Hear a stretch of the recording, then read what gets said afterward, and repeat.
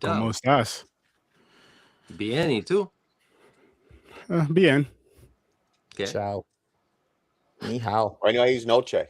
We're Hey. here. We're back for another episode of Horror with Search 30. Chuck was La good. How's it going? programa de Sturdy de Terror. Yo, by the way, how did Chuck join in before we started? That comment was there way before you went live.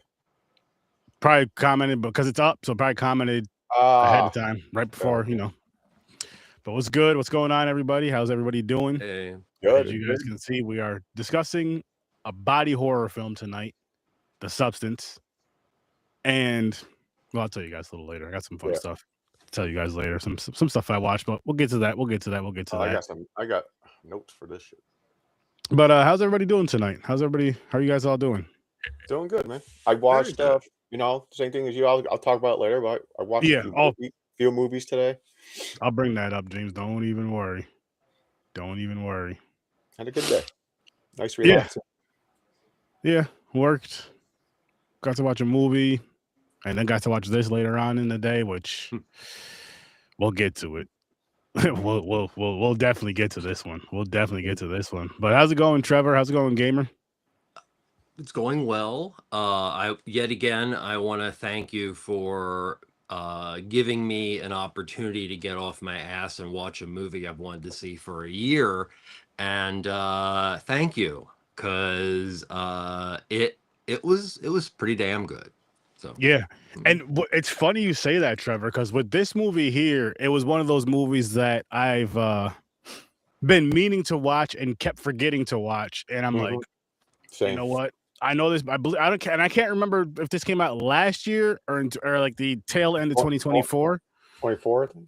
But it either came out early last year 24, or 24. Or the end of 24. Yeah, it did. 2024. So I was like, since then I've been meaning to watch the movie and didn't think about I didn't review it, obviously. And I'm just like, you know what? I'm doing 2025 horror movies this year. So I might as well throw this one on there so I can finally freaking watch it. And I'll tell you guys this, I am glad I freaking watched this movie. Body horror is a thing. How you doing, Gamer? I'm chilling. I'm excited for this one. I told Sturdy it's going to be a good one because me and my lady found this one as just like a random pick one day. We were just like, let's just find something. And she was like, what's The Substance? Click. You know what I mean? So it just went on and we were just like, nice. And we were talking about it for days amongst ourselves.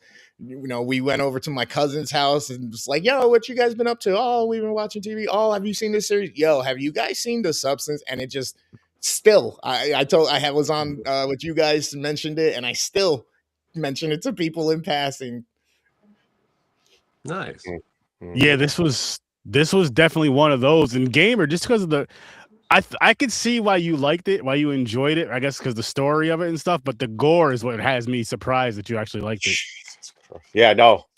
It was so much. I didn't think it was overly done, and Dude, there's a garden hose. Yeah, I know. She splits in half. You only see it like 2 or 3 times, but either way. The story was the main driving point of this and like the psyche part of it. So that's why I got you. Oh, definitely. Oh, it's like celebrities. It's like making fun of Hollywood. Well, I won't even say just that, right? Just people in general that to where, which, I mean, I guess we could dive into it. Their looks are more important to them than anything else in the world. So I can't say just celebrities because there's people that are. No, I'm saying the story because she's famous. I was like, they're making fun of Hollywood. But I mean, a lot of people try to live off of their looks forever. Yeah. It's a human thing. Yeah, humans since the beginning of time have been trying to figure out how to live forever. Really quick, I think this is a true story. Someone better go investigate Madonna. This guy. Oh my gosh, James. Or to have a second chance at life. With that said, though, James, what is your really? Do you really? Okay, my rating? Yeah. Okay, I really. I was like, what the fuck am I watching type thing? But especially towards the end where it ramped up, I'm going to give this one, I was going to give it an 8.5, but I'm going to give it an 8. There's a reason why I dropped a 0.5 point. It's not Fellini level. Got an 8. It's a good movie. How about you, Trevor? What do you give this movie? Oh, a solid 9. Okay. It really lived up to all the hype. I'll be honest, at one point, we can talk about this later, I thought it went on a little too long. But if you really start digging into the history of body horror, so many references that just, yeah, it was gloriously as absurd as the most absurd David Cronenberg. And I don't say that lightly. True. Nice. How about you, Gamer? I'm right in between both of them. This is a solid 8.5 for me. 8.5. Yep. I think I'm about there with you, Gamer. I had a good time with this movie.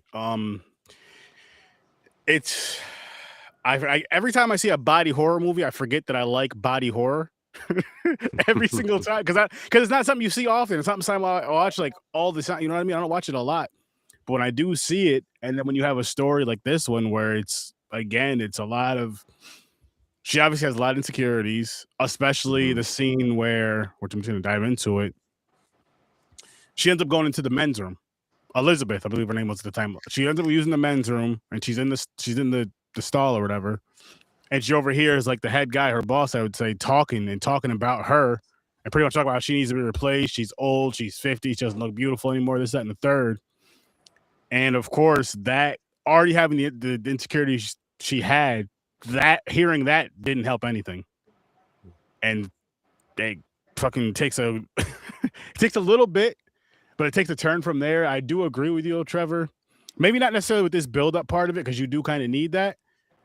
But this movie did drag on for. I'm going to tell you what. The half the point I dropped, there's a reason for that. It dragged on. So it was the overdone exercising. There was like 15 minutes of showing the fucking exercise video. I'm like, what's going on here? I was like, if you cut that out, this movie would be a what, hour and a half? Actually, I'm going to defend that for the director in the fact that this movie kind of exists somewhere roughly between 1989 and 1994. And you see the progression there from when Elizabeth Sparkle is at the top of her game, totally doing a Jane Fonda, and, well, guy named Harvey, who has a lot of power, Weinstein, comes along and is just like, she's too old. We need to find a younger one. And this is not just a film that delves into self-hate and delves into how much a history of advertising and what we've depicted as a patriarchy as beautiful. It doesn't touch the levels of just really awesome. I mean, even just as a fan of the genre, I brought up David Cronenberg. Pretty much everybody will point to him as the granddaddy of body horror. And this definitely took elements of Scanners. It definitely took elements. Chanting. Exactly. Shunting? The shunting, that's it. The shunting. What's that? What's that movie called? What? What's that movie called? The shunting, where the shunting happens. It's called The Shunting. Isn't it? No. Shunting happens. Is that what it's called? No. Are you playing game? I'm playing on words here. What the fuck are you talking about? Something happens. Shunting happens. What the fuck's going on here? Well, the last one I'll bring up with Cronenberg, I'm sorry, is there's a lot of influence from, if you loved the remake of The Fly, you saw a lot of that in this film. Yeah, that's it. Yep. Also, another influence that I actually was surprised that it didn't go even further and even more beyond and take, flight from the original Japanese body horror Tetsuo body hammer. But this film has a lot of connections with that film. That film literally starts by somebody being convinced to implant metal into their skin. This is a situation that it's more, advertised in secret club and it's medical, but it it it reminded me so much of Tetsuo in this obsession of wanting to other yourself. And the really frightening thing, and that's what I was getting to before I apologize, Oh, you're good. is it's not just about what society has made people, specifically females, feel about themselves, but it's so bad. Now, look at that ballpark time period that I painted, but the other self, the better self, in which that is how it's told to her when she uses that stick in the TV, is such a horrible person that they will do everything to just suck the other one of themselves dry.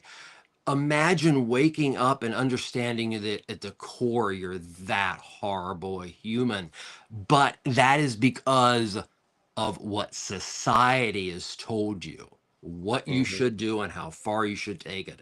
And that was really some of the frightening shit. Like the end, that was just Wow. glorious, like Brian Yoons of Society amazingness. But, Because yeah. Trevor, because you mentioned all these movies that are connected, there Mhm. is a scene that this movie popped in my head all the fucking automatically. Aaron, I hope you caught it. Is where she put the paper picture of herself and the guy let her in, like Thanksgiving. You just, Turkey. Turkey. It was a super glue fucking cutout face, and he was like, Yeah, "Oh, but- finally, come on, get in here." Because he the turkey wore the girl's dad's face. But the movie that we were talking about, it was called, the movie which Trevor didn't mention, Society is what the title Society, was called. that's it. There you go. Yes, That's With which is shunting in it. also gloriously disgusting. it. Yeah, it's- And wow. so there's a scene towards the end of this film, like once they become one pretty much, which they were already one, but once they Where become there's, one like, brothers physically, split. Well, like she's four things. multiplied beyond. Yeah. Like That this there stuff made me isn't think- like milk, and like aliens like to drink it in Alien Nation. You let this stuff sit around a couple months, it goes real bad. oh, it goes terrible. But that's Oh, yeah. what made me think of the Society movie. It made me think of Shunting. Yeah. Was that Mhm. well, it was like a big ball of just Big blob? Yep. Mhm. wildness. That's Amoeba exactly what that was. sex blob and of I'm very sorry. rich people. I'll throw Yeah. this in the comedy category. Oh yeah, Because well, there's some funny shit Society is in there. a biting societal satire. It's Yunza at his very best. It made And me it's laugh. it's also like presented as a dumb teen movie, which is what makes the ending so amazing. When she's old and she's looking in the mirror and her fucking tits laying across her forearm, the drag, like one that hangs, like the old lady tit. I started laughing on that. Well, And by the way, she kind of looked like the Pearl from X. Some parts, yeah, maybe the head more so. Yeah, the head. That's what I was getting. Yeah, the head. And the long tits. And I was you know what I was thinking of is 24? it was chapter 2, Oh, yeah. I believe. That's right. When Bev is getting chased in her old house by the old Yeah, lady, remember she gets like yeah. real giant, Mhm. has a long tits just swinging It's like just- this. Exactly. That's what that made me think of as well. Well, you mentioned the monster. Okay, no, we can't say that because that's what the audience automatically says. The braveness of Elizabeth Sparkle to go to supposedly that far of a limit is utterly amazing. But, honestly, when I saw that transformation, a couple things came to mind. Yet again, Cronenberg's The Fly. But if you ever watch any of the old, like, Lon Chaney movies, Phantom of the Opera, Hunchback of Notre Dame. All this stuff was what made this movie really disgustingly intense. Is all this shit is practical. So yeah, so not, I mean, the final monster eventually becomes, you know, an amoebus glump of anything, but that core version of her, I don't want to use monster, is so influenced by, you know, and Dick Smith. I'm just going to flat out say it because he did some of the first bladder based special effects, and this film is almost entirely, if not entirely, practical effects. Yo, she gave Which you birth gotta of a love tit that. out of her eyeball. Mhm. Yep. Awesome. This boob in the eyeball seems to be something that's like pulling you back. And by the way, there was a lot of full frontal nudity of Demi Moore and I forgot her name, blanking. Oh, Quilly, Yeah, her last name. Who? Yep. Oh, they were both amazing in this film, yeah, they were. and I honestly, I think I understand why Demi got a lot more publicity, but it was a very interesting doppelganger study that I Mhm. think without either of those two, it would not have been as good. Agreed. Mhm. Yeah. No, you're right about that. You are absolutely right about that. And I did like the back and forth how they kept going between both lives, and then, as you would assume, the more glorious, younger, beautiful life, I guess you would say, is gonna start stealing some time. It's bound to happen. That's gonna be the one to fuck up first. Like, listen, Follow directions, man. That's all you had to do is just keep following the directions yeah, but I mean, and connect your Well, mind. You are one. I You are mean, one. all They count each other separate, and that's what fucked everything up. They got how their own- many great horror films or horror concepts are based on the idea of something's put in front of you with very distinct directions, but if you do this, and we're like this is making gonna. sure you understand, it's a wonderful trope that is They even had a very call center. common in horror films, but it shows how easily, how easily that other was desired, and Mhm. you know, just how easily the other version of just horrible human being. Mhm. Yo, Yeah. they even had she even fucking had a call center. She called, like, what's it called when you go complain about a product? You're Oh, like, that was excuse me. okay. So so there was she's approached. Okay, so we haven't even touched upon this because apparently there is at least 2 people, maybe 3, 4, that are confirmed in the film who are also taking part in whatever this damn thing is. And well, it's like one of those like pyramid schemes. I don't know, tell a friend of a friend, but you know, Mhm. she's given this stick by an orderly at a hospital after literally walking away spotless from a horrible crash. She Mhm. watches it, she's like, it's absurd, and then things start going A temptation. really badly, and then, ooh, I'm going to call. Well, even at that time period, if they didn't ask for a credit card, we would have hung up. But no. Okay, be here at this time, and then getting a like it was like this like Scientology meets like Tupperware thing. I don't know, but I really dug it. There was actually I forgot where it was, but there was a situation like that in real life where people would get this like either email or a little coin or something, and then Mhm. it'd be like you're doing like a geo tracking hunt, you know what I mean? But then it would Yeah. lead you to Oh, this, and then I love that. I eventually haven't you heard that in a ended up while. at a certain facility or whatnot, Mhm. and they were testing you and this whole thing ended up spiraling and turning into like this cult like thing, and the whole actual intent of it was like to sell merch or something. Yeah. Mhm. And then to your point earlier, you made the point that basically, well, what I got from it was it shows just how making those choices in society, just because you have free will, doesn't mean that you're always making the right choice, even though it seems like, oh, I just make this choice and I'll be okay. It'll be all right. It'll be fine. Mhm. No one else to blame but you, though, because gave you options. You could have done it or not. It's just good movie. How do you like about the how the second one came to be? The fucking back splitting open. Yeah, shit's crazy. Like I said, the gore of the movie was done well.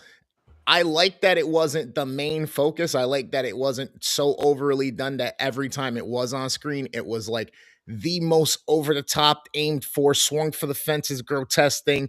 It was part of the process. You know it's going to happen again and you're waiting for it. But again, the main driving focus here is all those underlining tones of psychology and mental health and people's own self-perception and all of these different things. And, you know, what are people willing to do for the things that they want? Or if they could have an opportunity, would they take it? And there's just so many nuances and undertones to it that's what makes this a good movie for me.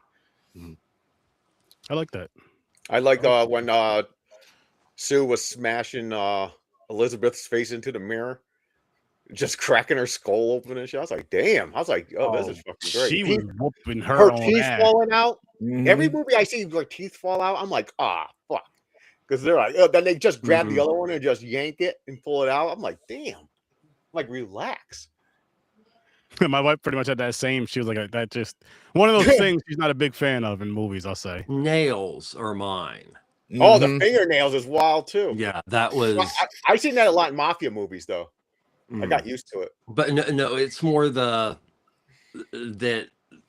fingernails falling off is always. It seems like it's always depicted close to death. So yeah, that particular one has always given me the, if done well, the heebie-jeebies, and this one did, because there's only one nail, and it did it at a very inopportune time. I was expecting it, and then it didn't do it, and bam. At some point in this movie, Elizabeth ended up getting my knees. She had Getting your to knees. unlock that shit. Was She had to hard. unlock Right. Oh my goodness, that's beyond rheumatoid. Well, real quick, before we get talking about other things, I want to point out Coralie Farget, who was the writer and director of this film. She did another film a couple years back called Revenge, which was a envisioning of the traditional female revenge film. Very good.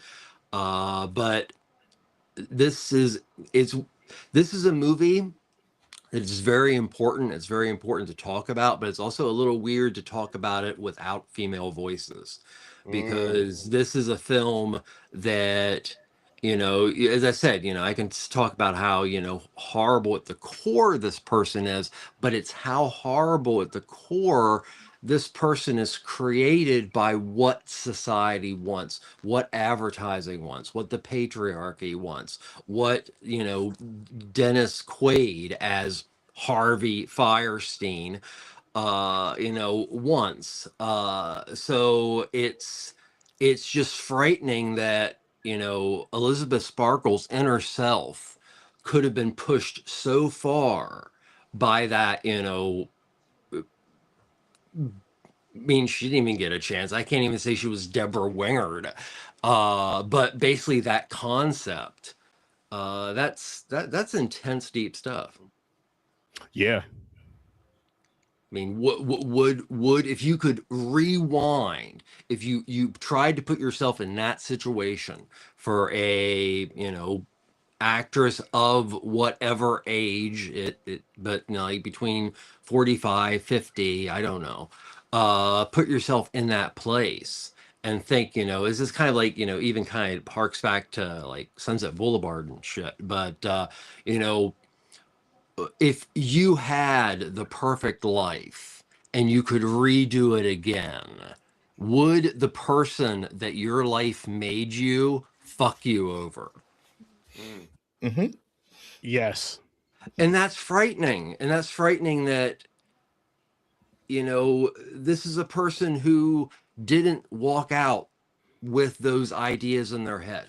That hit them at a certain age in which they felt that, at least for what they did, society has thrown them away, which is truly disgusting.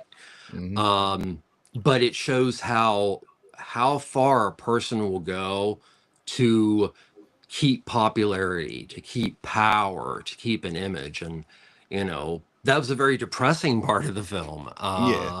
But it's just, this is yet again, I have to say that I do feel that this film truly lived up to the hype and really helped to kind of open a new wave of horror, with also Sinners being right there behind it.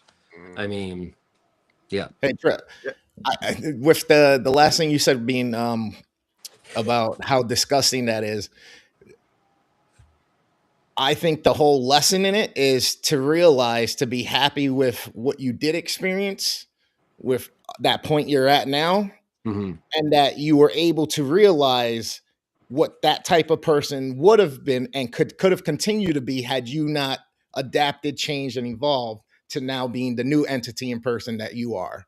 So although that was the case, now you take that and you go, okay, even though X, Y, and Z happened, even though I wish I could do this, that, and the third, I'm still good with the point that it happened, because now I'm here and now we're going forward. True. Yeah. Well, I mean, that brings this whole, pass from person to person. Maybe this is meant to be a utopian thing. Somebody is working on something that truly would make mankind better, and people could, do these things, and they figure these things out. If you look at it that way, which is totally screwed up, but look at it that way, and God, we're willing to do such horrible things to ourselves. And, if it was meant as a humanitarian thing to a small group of people, wow, humans failed that basic thing. And I'm neurodivergent, and I could have even followed those damn directions. Humans are so at the core, I think this is saying, that there's no way human greed could ever just let things be the way they are. It's all a choice. Yep. When you catch yourself being greedy, you stop yourself and take the other path, the other option. Nobody else to blame but yourself. The options are there, information's there. Well, I but you're can't say still there's ultimately nobody making a to choice. blame but themselves or herself, because that's also another thing. How did she get there?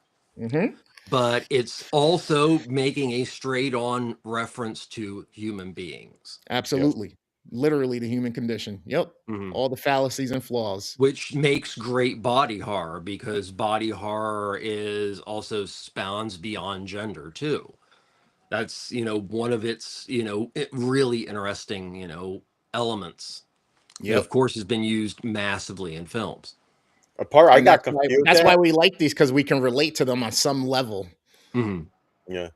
The part I got confused at, though, is when she did the final call and they're like, "Are you sure you want to end it?" She pumped that body with that fucking termination stuff. And I'm like, how the fuck is she coming back to life? I thought she was gonna melt. Okay, yeah.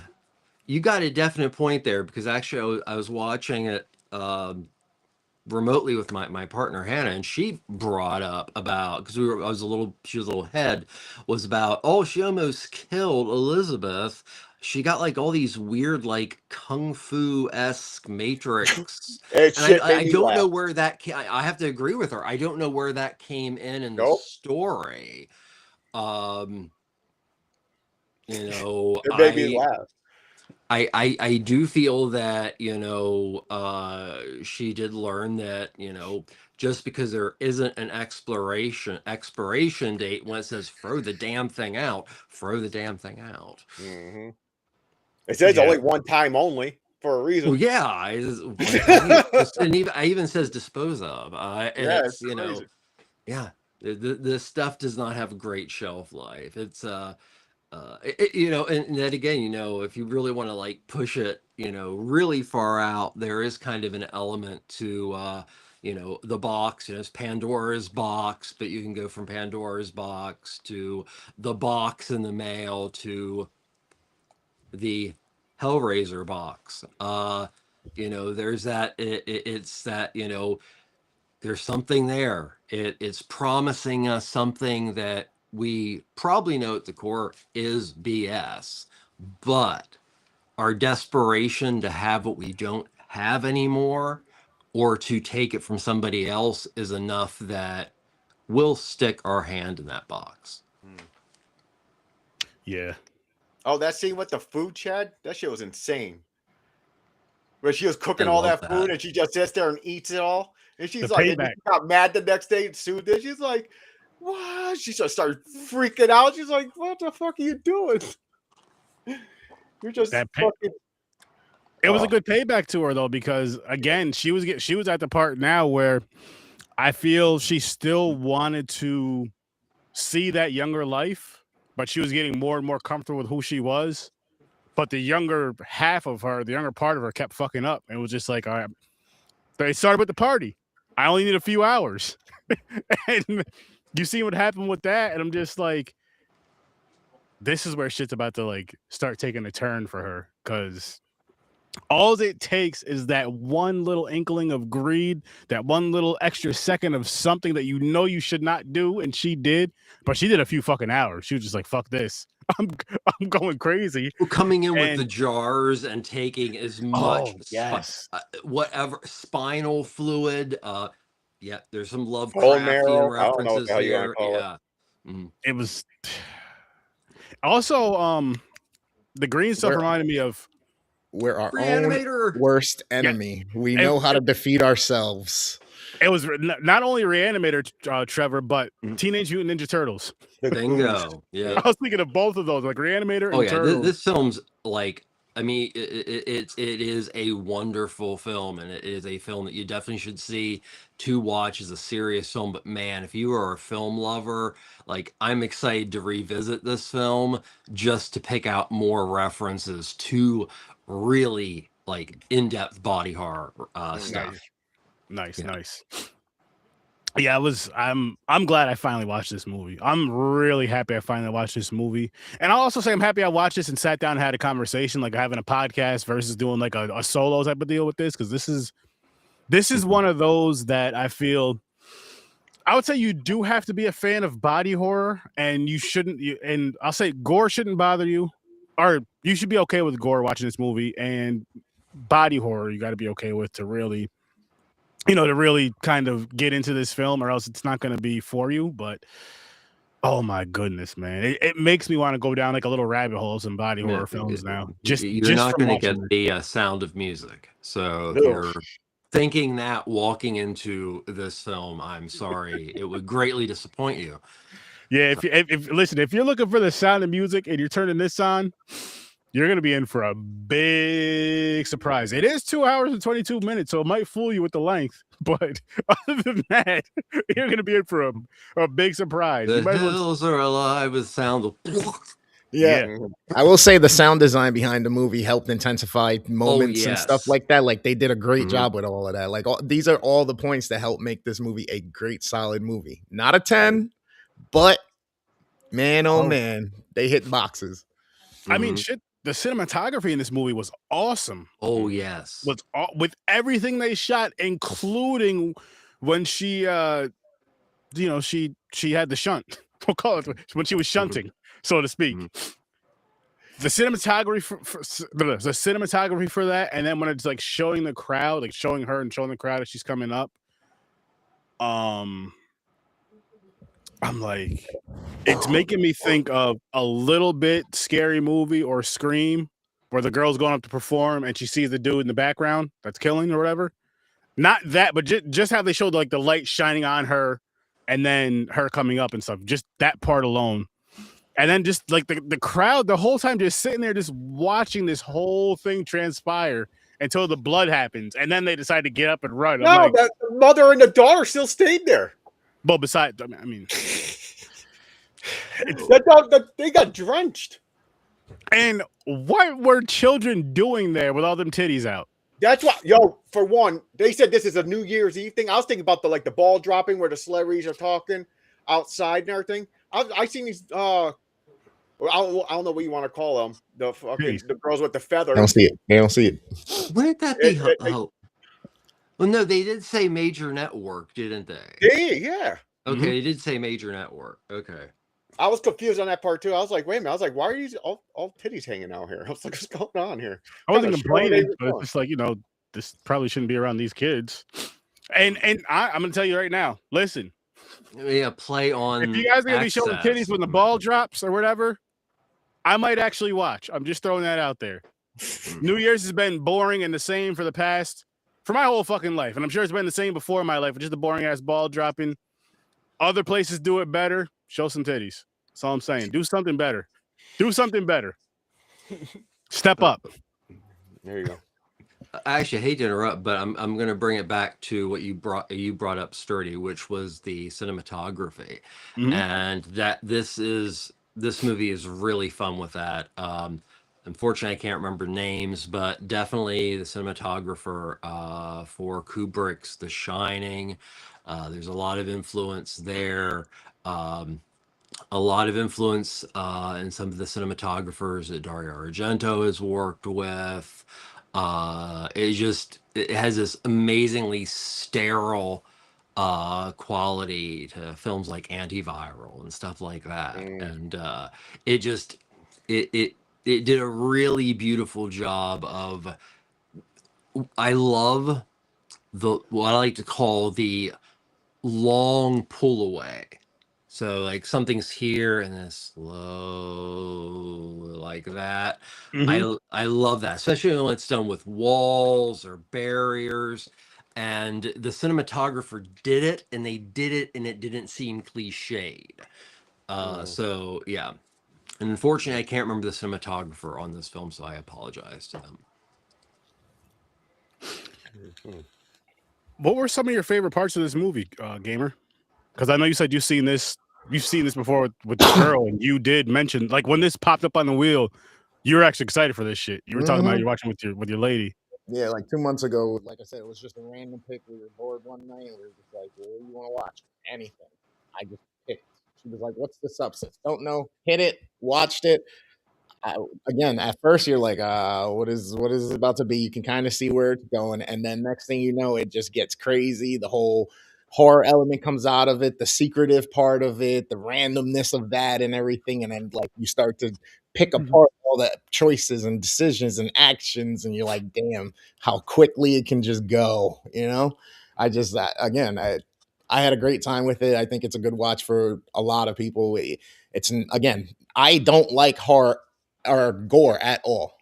Like, I don't like overly gore stuff. I can't watch intestines flying everywhere all the time. Blood is okay, but to watch eyeballs and intestines and it be up close watching the most heinous things of what we are possible of doing, like, it gets to me. So I'm good about that.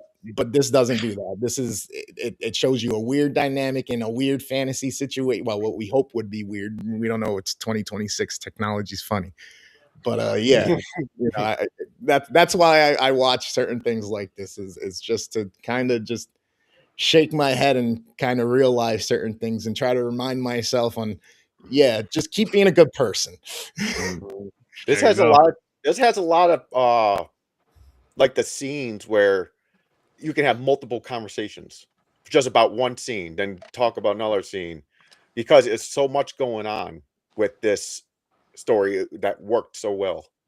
It's like you said, there's a lot of gore, but the most gore out of it, I thought you were going to hate, Chris, is actually when she's on the stage spitting and the blood's going like a fire hose, just spraying the audience. It's just keep spraying and spraying. I was like, oh shit, Chris is not going like this. That's a lot of blood. For effects, it's one thing. Like, come on, I like Nightmare on Elm Street. The bed scene with Johnny Depp, it's one of the most iconic scenes of blood use ever. I mean, it was like 30 gallons or some shit, or some crazy astronomical number. Like, it's fine, you know what I mean? I just don't like the grotesque, like, butchering type deal. The listen, most, you know what I mean? The most I'll say this vile right now. violence that a human can think of and can do, we've seen in the real world also. It's like, I don't want to keep seeing it. I'll give one. I don't have one for you, gamer, because of what you just said. But Trevor and James, you guys will both know what I'm saying when I say this movie. Okay. He wouldn't do so well with Baskin. No. That was No. some shit in that movie. No. There was Human some shit in that movie. Centipede. I could barely do Midnight Meat Train, but I did like it. I did enjoy Very it. good film. Very good film. The what's the opera? The Fan? Argento's opera. No. The fuck. It's a horror opera that it was recent. Paris Genetic? Hilton was in like 2005. Genetic. Repo. Yeah, it's a genetic opera. Yes. Like, my daughter will be thrilled now too. There is somebody else who has seen Repo the Genetic Opera. Oh yeah, we because I Yeah, we saw reviewed it and she saw it and she like introduces it to everybody, and Yeah, I think it's nice. wonderful. So yes, there are it has that dark humorous quality. I've gone through to it. phases of my life. I'm just at a new phase Yeah. in my life where there's certain Mhm. things I just don't want to constantly be feeding myself. I That's get all. it. I get it. Hey, makes sense, man. It's not for it's not for everybody. It's not for I like everybody. it. And I get like that. how they do the effects. That's why I like it so much. I like how they do it. I'm like, how did they make that? How are they holding guts in your hand and shit? Be said about the work that goes into it or whatnot. You know what I mean? The details, Savini's legacy with prosthetics and stuff like that. It's artwork, it's mastercraft, it's craftsmanship. It's somebody dedicating their time and their life and their experience to making something. I will never shoot that down. But again, it's not that I want to constantly keep throwing it into my digestive tract. That's all. Mhm. No, I get that. I get that. And I guess for me, I love it. I don't mind it at all. I really do enjoy it, especially when it's as long as it makes sense in the film. You know what I mean? Like this, it made sense. I mean, even with the overly gory things, if it's like a slasher film or like a really horrific, violent film, I get it. But if it's just there to be, it still doesn't bother me if it's there to be there. It just doesn't feel as good or as pure or whatever you want to call it. Like this movie with the bloody hallway, that was pretty dope. Yep. One thing earlier, I know you mentioned The Shining, Trevor. The Mhm. rug in this hallway, paying Mhm. homage to The Shining. I loved that. I thought I was like, this, yes, just yes, just give me a bunch of yeses for this film. Just give me a bunch of yeses. I How want to be long the is star. this fucking hallway, by the way? Jesus Christ. We've all Yeah. seen movies where it being overly done either takes away from the film or that's the only reason that the film was notable and you're discussing it. Not that it was good, but that's really the only thing. Like there's so many other ways to keep your baby alive with quality writing, good tasteful choices when you use the gore and the blood and the this and the that, as long as it helps keep the story going. Yeah. I mean, you can say it was about anything in a movie, but I do agree with that. I do agree with that. Absolutely. And I do enjoy my gore, just like I love titties in movies, but it's not necessary in everything anymore. It really isn't. Like this one, it made sense. It made sense because it's a body horror film. It's about a model, that's trying to have her youth and that past life she had, and maybe even more iconic than what she was, but also has to live with the reality of where she is and who she is, and just like her younger self. You have to live with that reality too. Like, again, we asked this question earlier in the episode. We could ask it again. Do you trust your younger self wherever let's just say your most fit self? Because again, it's always physical. It's never mental. Not where you were mentally, but where you were physically fit, the best you were physically. Do you trust that self and that mindset of that self to be like, all right, yo, I can only be in this body for a week. Then I gotta go back to being that dude over there, that miserable bastard over there. How long before you crack it? It's like, yo, I need one more minute. I need one more hour. I need one more day. Well, you know what I mean? Like that's a lot. That is a fuck ton. And on top of that, I feel like in the beginning, because she knows she has to go back to her other body. And I like how in the beginning, how when she first changed, she was kind of having like that outer body experience where she was like still her older self, mentally, physically, she was her new self and kind of just getting used to it, and then you look over and you see the body on the ground. You're just like, You're supposed to keep the mind one. And oh They shit. tell And you when me and my are- lady were watching it, that's the first thing that I was saying. I was like, damn. My question is even though now I'm this younger self, do we share the same mind? Does she know the experiences and things that I've gone through? Does she have the knowledge I have? Because if that's the case, then I think I can trust my younger self because of all the extra shit that's up there that you didn't even have to go through and endure nothing for, but now you know how to make a better choice. I think I could. But then at the same time, you go, oh, wait, the minds aren't linked. They're separated. You got to figure out how to link the minds. That's when Yeah. it becomes hairy. That's when it's like, fuck, it's running on its own. I have no control of it, but I got to figure out how to get it to link to me so that there is some remnants of control and understanding. That's what I made mean, it like, you ooh. got directions, but you didn't get anything that told you exactly what was going to happen. Mm-mm. Very true. Very, very Yeah. true. So, I mean, And I mean, uh, I guess in a sense, the direction. I mean, you didn't get directions. You definitely didn't get what was going to happen. well, I But mean, I guess it's the a bit far fetched Oh, that yeah. somebody who was given that opportunity. chance can- if it would actually do it. So yeah, it is. There's a far fetchedness to this film that's actually very important to it. definitely. But you know, And I would say, oh, quick, what were you gonna say, Sturdy? I'm sorry. So, no, you're good. You're good. So, like, she was told that it's not you and her. You are one. One. Right once she split up, it was her, Mhm. her, me, her, and I'm like, right there, which I'm sure it would be a thing with damn near anybody. Maybe I'd say anybody that's relevant besides maybe like 3 people. So the people that put the boxes out and gave it to the people, if they really wanted a good success for this, they needed one more step to the process. And that was to educate the new person that just came out the same way you warned the previous person to make sure they understood the consequences of and all these different things. Even though you didn't tell them exactly what would happen, you told them some bad shit could happen. They have a warning. They have to make a choice. Now the new person comes out, you give them that same information and let them know you can no longer exist if you fuck this up, meaning you gotta make sure y'all are one. If they would have left a care package for that new person that comes out to open and get that information, the likelihood goes up of them going, damn, their survival means my survival. I have to work with this. Nobody gonna tell me not to feed my mogwai after midnight. You know what I'm saying? Pretty much. Mhm. Pretty Yeah, much. that adolescence comes in because you let them out into the wild, but you didn't give Yeah. them that one piece of information, that one little detail that makes all the difference. And What even happens if, who still listens? Like, it's just because there's a lot. I'm not saying none of them listen, but there's always that, because there's this mindset without even doing this whole Mhm. 2 body splits, whatever you want to call it, of that's not going to happen to me until it happens. Can't hear you, Gamer. Realize the stove is hot. That's Mhm. true. Oh, that stove got hot in this movie too. She was like, "Oh shit, you got my finger looking like I'm 97 years old. I'm gonna show you, bitch. I'm gonna start cooking and eating Yup. everything, Yup. everything." Like, What did that affect? Except for she had that hallucination where the chicken leg came out of her body. that wasn't a hallucination. I don't think it was a hallucination. And then because like it was making her put on weight. Oh, She didn't want to put on weight at all. Just what she was, and to kind of stay physically. It's a total separate body. She shouldn't gain Well, weight. she's resentfully doing this stuff, even though she knows that it's not going to, in the long run, affect her Mhm. doppelganger.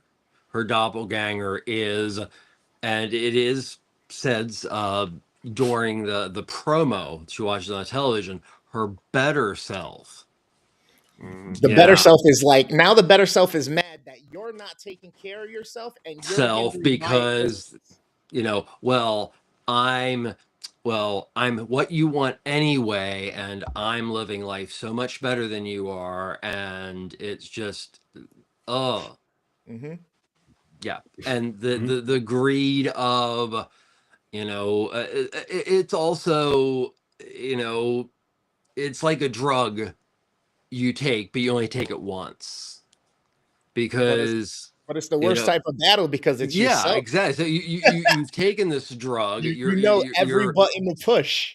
Yeah, but you get a care package that basically is like your works plus, and if you do this correctly, we will keep you both happy and but you mess this up and well, sorry, it's dead DOA, there was none of that, it wasn't like in bold letters the bottom of the box, please do not. Now, Trevor, me and you were talking earlier Mm-hmm. today, and you were mentioning some music attached to this film. You want to bring that up for us or discuss that?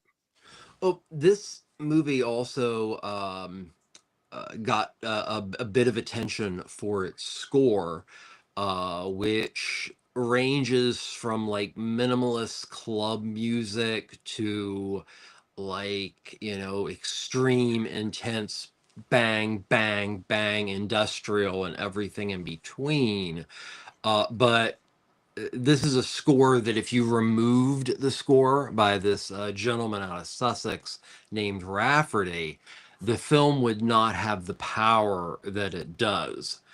And I think that Corali, the director, did a beautiful job using this score by Rafferty with her use of silence. And yet again, we brought up practical. You brought up the Foley work. This is also an element of filmmaking that's done by real people. So Rafferty, he's been around for a couple years. He's on Ninja Tune Records. He released one album. Let's see here. I get the right name here.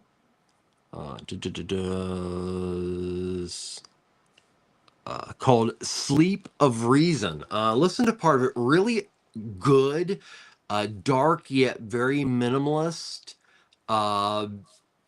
He then started doing films. He's scored at least 5 other films. And this week, he actually released an EP that I would say is best. It's like minimalist wax tracks in. Oh, I think he froze. No. Industrial mix, really chill, and it's really good, and it has some really cool tasteful dynamics. But the new stuff, which I also really enjoyed, pulls almost from like a Murbaus level of noise. Noise artists out of Japan that if you ever make a noise music reference joke, just say Murbaus. Okay, you don't want to listen to him or his about 150 album discography of noise.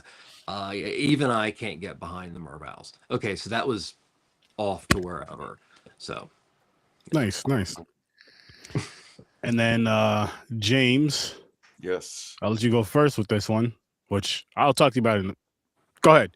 What movies did you watch this week, James? Because you were posting some stuff.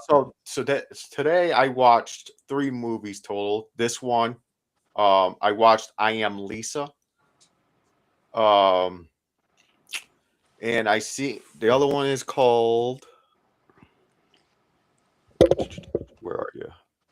And where can we watch I Am Lisa? Strange Frequencies of Taiwan Killer Hospital.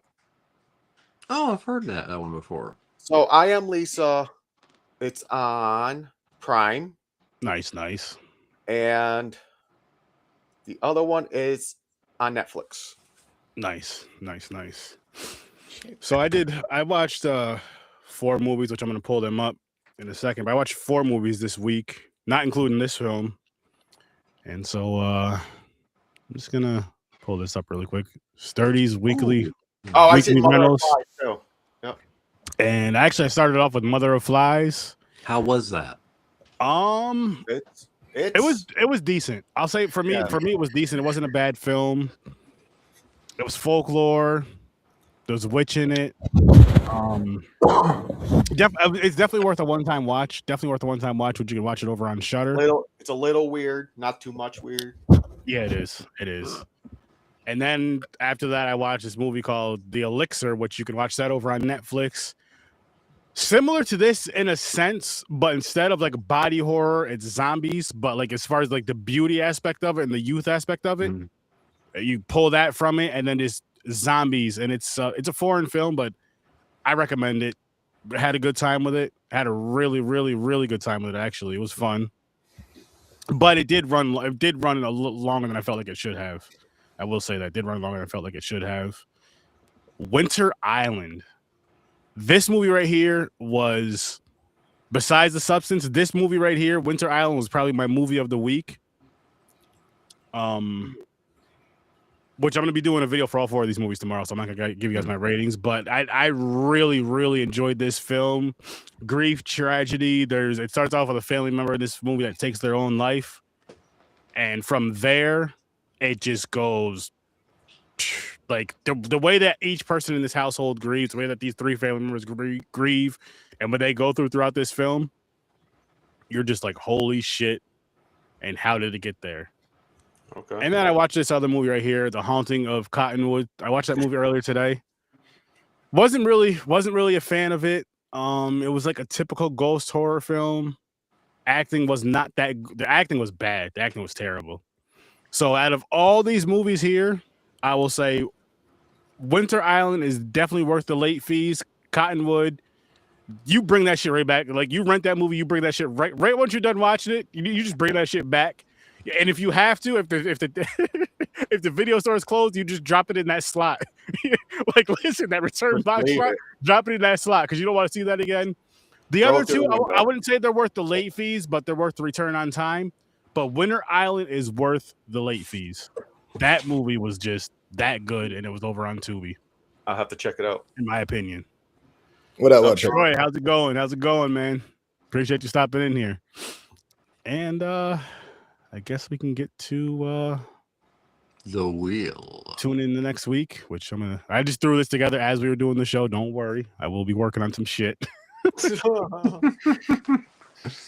Working on some graphics for this, but let's see what we're gonna be getting into next Thursday. How's it going though, Troy? How you doing? Good. Bumping them beats.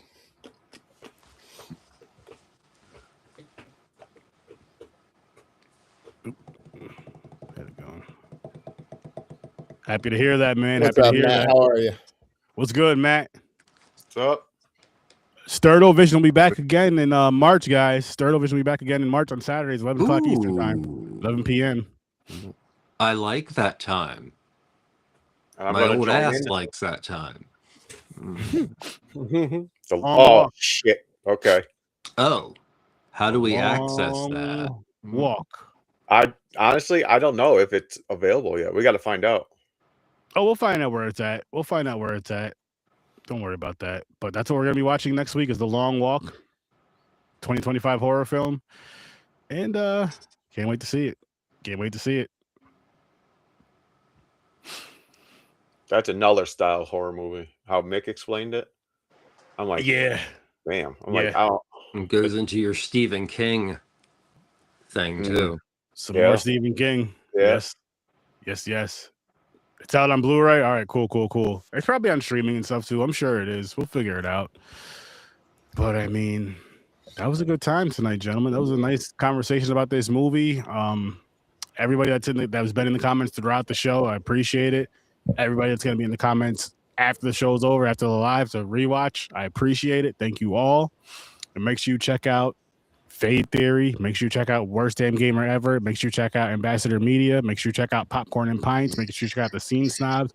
Make sure you check out Horror Research 30. Be back here every Thursday at 8 o'clock Eastern time. Troy Hill Talk. Troy Hill Talks. Go check him out as well. The Video Store Clerks. You got to go check them out. And let me show you guys what we're doing this Saturday on Popcorn and Pints. Bam, you guessed it. Good Boy and Coyotes at 9 o'clock Eastern time. And I got to tell you guys something important. Popcorn and Pints. This is our last Saturday at 9 o'clock. Our last Saturday at 9. We're jumping back to 8 o'clock, moving back. It's just I pod with a bunch of old people. They just cry and complain once it gets past like 9:01, 9:02. So we're gonna push it back an hour. What did you say? Huh? What? We're gonna push the show back an hour for popcorn and pints, and still give you a great time, great energy. And we have a lot of dope shit over there coming up. You know, we're doing the Stephen King thing. You know, we're doing the Nolan thing, and you know, we're doing Batman versus Superman, all the way up to Supergirl. So just be on the lookout for all that and much, much more. Thank you guys.